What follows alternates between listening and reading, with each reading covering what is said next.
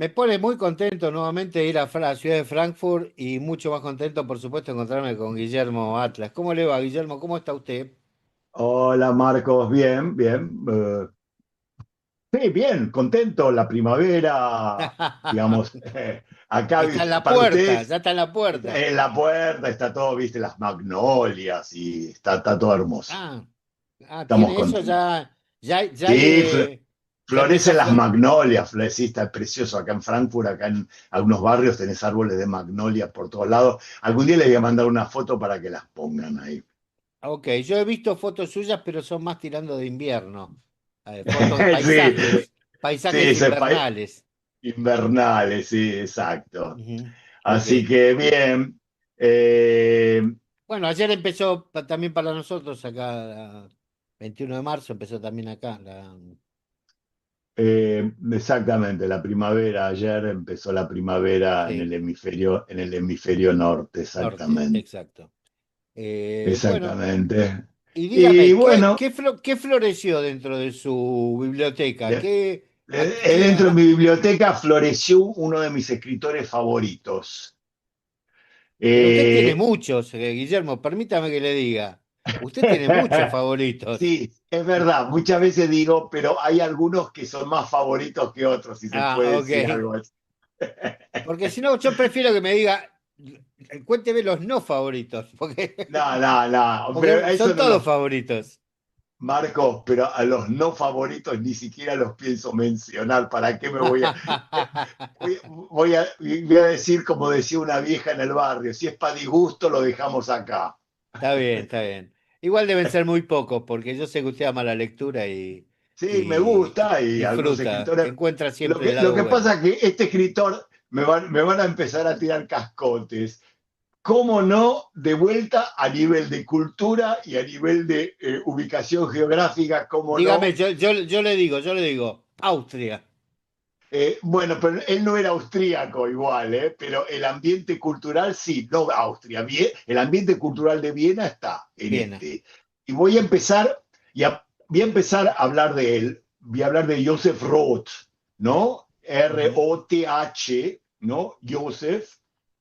Eh, un escritor, digamos, aparte, muchas de las relaciones de él son personajes que ya toqué aquí en este programa.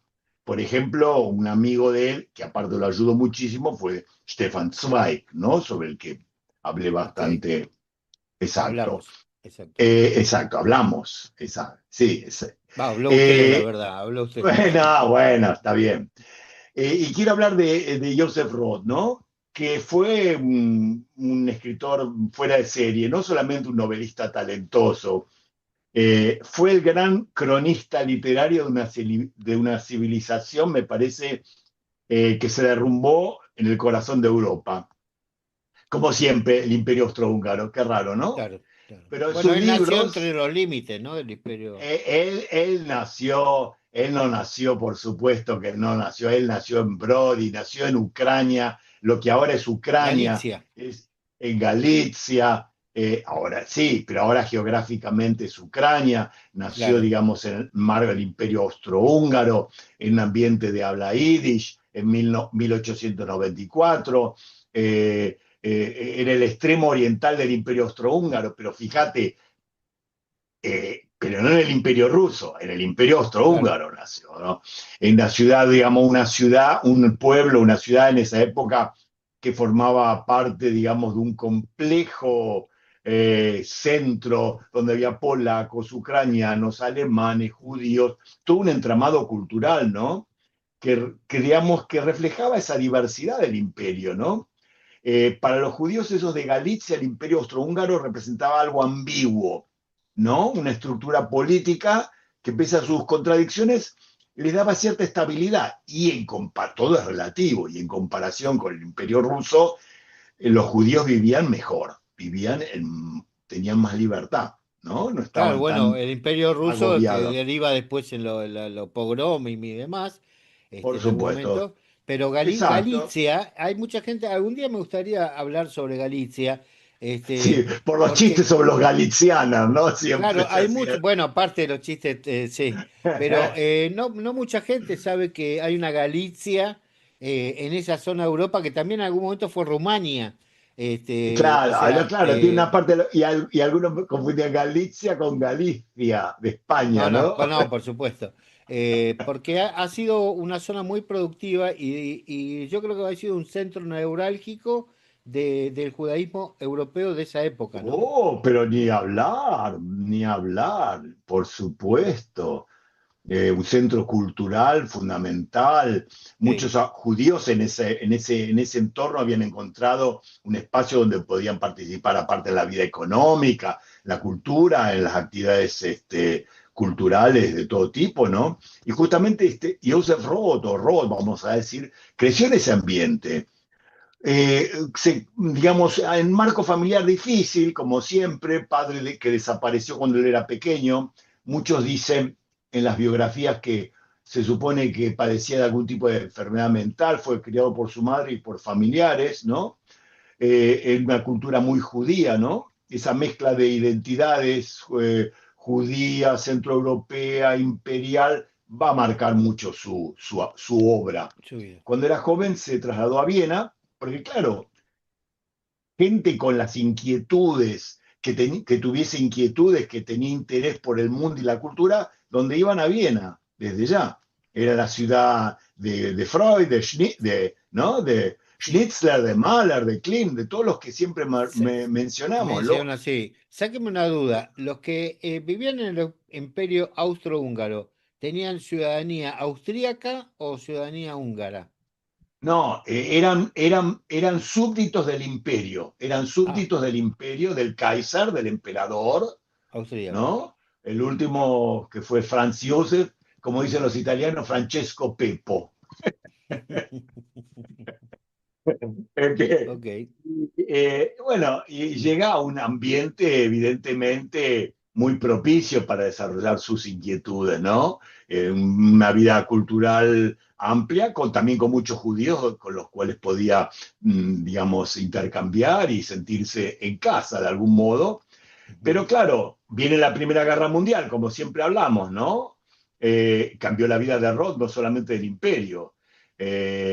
Lo movilizaron en el ejército austrohúngaro y vivió el colapso del Estado, ¿no? Que había estructurado la vida política de Europa central durante siglos. Es decir, vos sabés que cae el imperio en 1918 y aparecen los nuevos estados. Austria queda chiquitita, claro. nace Hungría, nace Checoslovaquia, nace Polonia, Yugoslavia.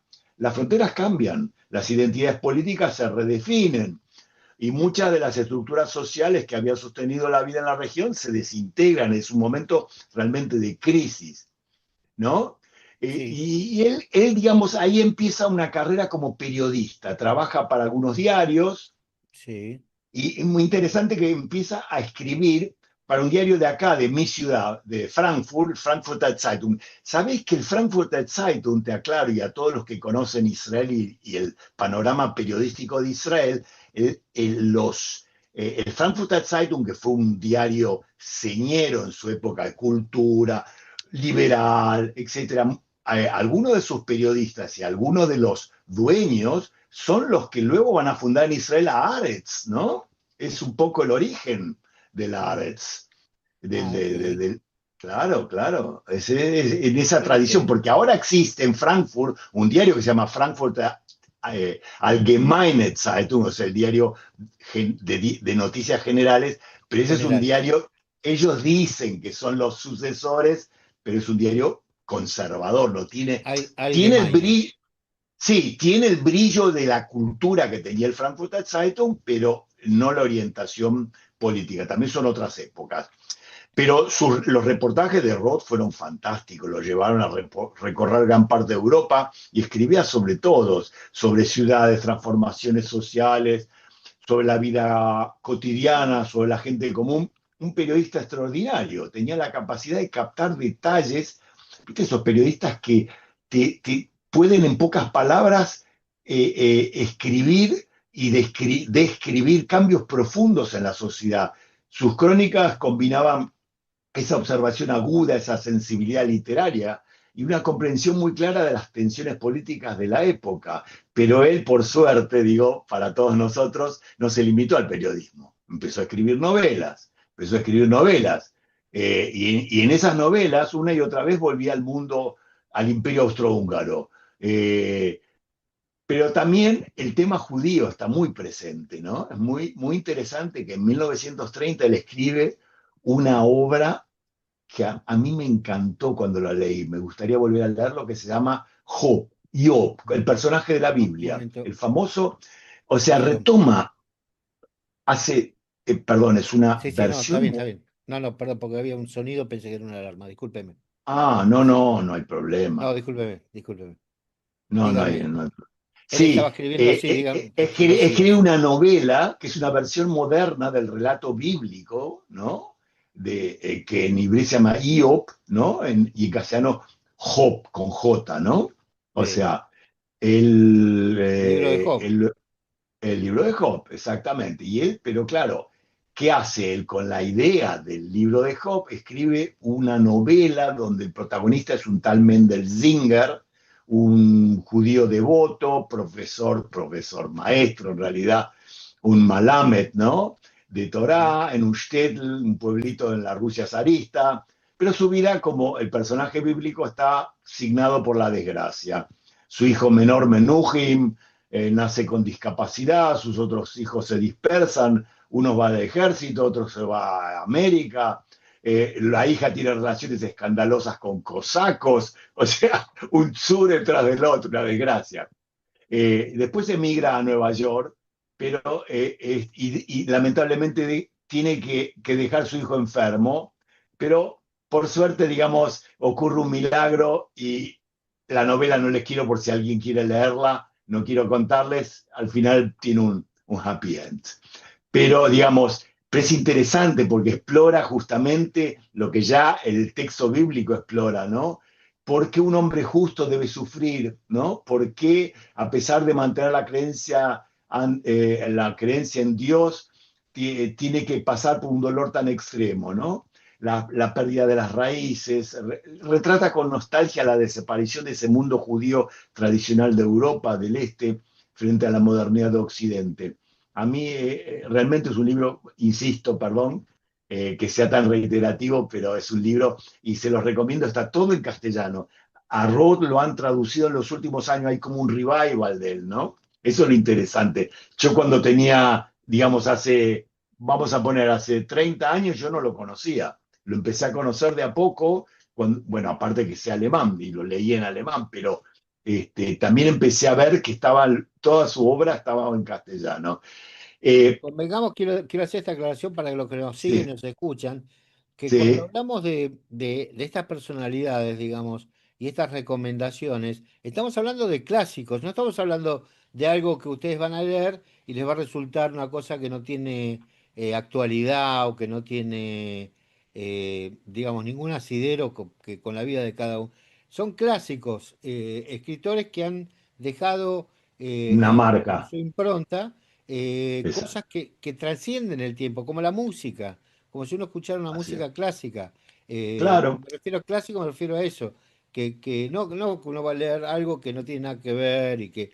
por No, es algo... supuesto, no son como para decirlo en inglés, no son schmonces. Claro, digamos, no, claro, no es algo que no es vigente, que uno va a leer, bueno, pero que no tiene nada que ver. No, es algo que por la forma de escritura, Ni hablar.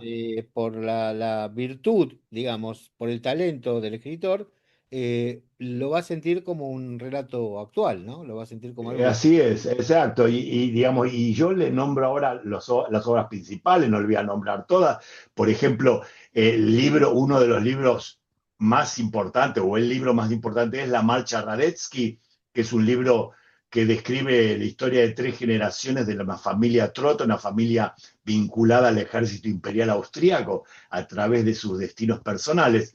Y realmente no es una novela histórica, es una reflexión profunda de esto que estás hablando de actualidad, sobre la fragilidad, y esto mira qué importante, es una reflexión sobre la fragilidad de las instituciones políticas y sobre la forma en que los individuos quedan atrapados en procesos históricos que no controlan, es decir, que están fuera de ellos. Y es considerada una de las grandes novelas europeas del siglo XX. No es que ahora le estoy contando la historia de José Roth, Mm. Este, y no, realmente, ¿no? La Bueno, marcha ahí tenemos la Radetzky, vigencia, ¿no? De cómo el mundo queda por atrapado supuesto. en algunos gobiernos, en algunos Imagínate, en escenarios una guerra, en un claro. cambio brutal cambio de régimen, exacto. Y, claro, eh, todo ese sentimiento de desarraigo recorre la obra de Roth. Si pensás que él se convirtió en uno de los comentaristas más lúcidos del clima político europeo.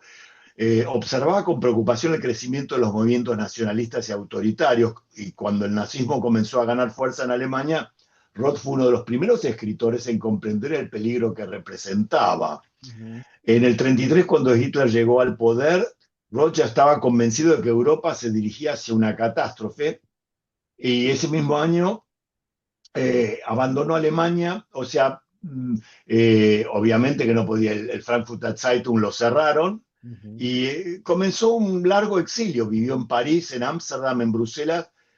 Como muchos escritores de su generación, se convirtió en una especie de intelectual sin patria fija, pero él tenía, digamos, unas características muy, muy especiales. Él, aparte de viajar constantemente, escribía siempre en cafés, nunca en su casa, porque aparte no tenía casa. Ustedes saben que Joseph Roth vivía en hoteles, Wow. no tenía casa. Él vivió, y aparte otra cosa, y esto hay que decirlo porque es parte fundamental de su vida, de su biografía, fue un alcohólico perdido. Es decir, bebía de una manera impresionante, y por eso tuvo muchos líos y muchos problemas y se peleó con mucha gente. Pero entre sus amigos más cercanos estuvo Stefan Zweig. Pero hay que tener en cuenta, Stefan Zweig, que era un hombre serio, era muy exitoso en vida. O sea, Stefan Zweig fue no solo que fue un gran escritor, aparte fue un gran escritor, a diferencia de otros, muy exitoso. Es decir, escribió libros que fueron verdaderos bestsellers. O sea, Stefan Zweig tenía mucho dinero, era rico. Entonces lo ayudó a Roth, lo ayudó. Yo leí una biografía sobre Joseph Roth hace muchos años, de un escritor que nació también en Galicia y que también fue a Austria, pero él después se fue a Estados Unidos. Y, y es muy interesante porque después las cartas entre Roth y Zweig son verdaderos documentos. Ahí en esas cartas Roth aparece como un pesimista tremendo, convencido de que el ascenso del nazismo va a llevar a Europa a una catástrofe, especialmente para los judíos. Mientras otros aún creían que la situación podía estabilizarse, ya Roth ya intuía la magnitud del desastre que se estaba viviendo. Qué increíble, ¿no? Sí, sí, sí, él tenía un verdadero, sí. Que haya Y habido sabes gente que o haya tenido la claridad de poder ver este es desastre y que cierto, no haya podido tener es cierto. repercusión en ese momento, ¿no? Exacto, sí, y en muchas obras él vuelca elementos también autobiográficos, como muchos escritores. Escribió uno que se llama La leyenda del santo bebedor, que es una novela corta, una de las últimas antes de morir, que ahora voy a contar un poquito. Es la historia de un vagabundo alcohólico que recibe inesperadamente una suma de dinero y promete devolverla a una iglesia. Y una y otra vez intenta cumplir esa promesa, pero siempre ocurre algo que lo desvía del propósito. La Algún bar, historia tiene, algún bar obviamente, que lo tiene algo desvía el de... propósito. No, tiene algo es como una parábola moral, pero también algo muy, muy humano, porque el protagonista es un hombre frágil, incapaz de controlar completamente su destino. Siempre el tema de él, ¿no? La imposibilidad del ser humano de controlar el destino, ¿no? Que está, digamos, sujeto a los vaivenes del mundo. Pero que ese hombre también intenta conservar una forma de dignidad. Eh, Claro, por eso muchos vieron en eso un reflejo del propio Roth. Él se tuvo que, y cuando se fue de Austria, su mujer quedó en un psiquiátrico, no se supo nunca más qué pasó con ella. Se supone que, obviamente, que no sobrevivió el nazismo. Él se fue a París y siguió escribiendo de París, pero murió muy joven, murió en el año 39. Tenía 44 años cuando murió. Murió pocos meses antes del inicio de la Segunda Guerra Mundial, ¿no? solo, alcohólico, Europa al borde del abismo, que él había visto venir con tanta claridad. Murió en el exilio, lejos de su mundo, lejos de Galicia, lejos de Austria y lejos del imperio que había marcado tanto su imaginación. Después de la guerra, la verdad que su obra empezó a ser redescubierta, pues sobre todo yo diría en los años 60, 70, y es una de las voces más fundamentales para comprender la experiencia histórica de la Europa central del siglo XX. Hoy realmente sus novelas se leen en todo el mundo. Está traducido en muchísimos idiomas. Escribió sobre emperadores, sobre oficiales, sobre burócratas, sobre vagabundos, pero en el fondo su verdadero tema siempre fue el mismo, la fragilidad de las estructuras humanas, las instituciones, las fronteras, lo que les acabo de decir, ¿no? Sí, Todo sí. lo que parece sólido y que puede desaparecer en un ratito. Y él lo comprendió antes, mucho antes de que otra gente. Quizás por eso, digo, a lo mejor sus libros siguen hablando, como vos marcás muy bien, con tanta fuerza a los lectores de hoy todavía, porque recuerdan algo que cada generación tiende normalmente a olvidar, que la historia puede cambiar y que los mundos que creemos estables, eternos, pueden desaparecer. En ese sentido, me parece que Roth no solo fue un cronista de un imperio perdido, fue también para mí un escritor que nos enseñó a mirar la historia con una lucidez que resulta incómoda, Sí. pero que sigue siendo profundamente necesaria, Y ¿no? la finitud del ser humano, ¿no? O sea, de alguna Y la manera. finitud del ser humano y los vaivenes y la inestabilidad, la fragilidad, Ujú. ¿no? Ser, digamos, O lo apenas. mínimo que, o sea, lo mínimo que es uno frente a todo el mundo, ¿no? Exacto, sí, Lo- sí, por sí, un sí. lado lo Y, apa- mínimo y lo total, que es uno para y, uno. y el tipo, sí, un hombre, aparte, muy austríaco, muy judío. Bueno, ahí tengo eh, alguna duda, porque yo leí algo que él decía que su judaísmo era un atributo más que él había tenido, sí, que como eso es lo que su, él decía, como pero su cuando ves Cristo. la obra de él, no, pero cuando lees la obra de él, decís que sí, es muy Ah, judío. porque él decía que era como, como su bigote rubio, que podía haber sido negro Claro, también. exactamente, por supuesto. Pero viste que el ser humano a veces dice sobre sí, no se conoce a sí mismo. Lo dijimos la vez pasada cuando Sí. hablamos de Freud, ¿no? Pero incluso tiene un librito chiquito muy lindo con donde él describe un poco el hasidismo de su región, de Galicia. Sí, sí, sí, tiene, y muchos personajes son judíos en sus novelas, ¿viste? De Sí, los golpe nombres, uno ve, hay una novela de él que se llama, que no se los nombré ahora oficialmente, que se llama Tarabás, y entonces el personaje principal es un judío que está en una taberna, y claro, y sus clientes obviamente son Goim, y el judío, vos sabés que era el dueño del Schenkel, como se dice en Yiddish, del barcito, claro, o sea, y se ve el antisemitismo, la discriminación, el odio, lo bruto que son esos cosacos. O sea, no lo podía negar, aunque él dijese que no tenía importancia, ¿no? La última novela que usted comentó, La leyenda del santo bebedor, de las pocas cosas que pude leer, fue llevada al cine. Ah, Eh, sí, bueno, sí, sí, sí. tiene varias obras de él llevadas al Bueno, cine, ¿eh? esta fue la última, la que escribió antes de morir, en 1939, Sí, ¿no? sí. La agarró el Job también se director llevó italiano, un director italiano, Emano Olmi, la llamó La leyenda del santo del Pepitore, San Vivitore, ok. 1988 la película. Mira, de Olmi, Olmi, ¿sabés quién es Olmi, el director? El que hizo la película esta de los suecos de madera, esa famosa, Ah, ¿te acordás?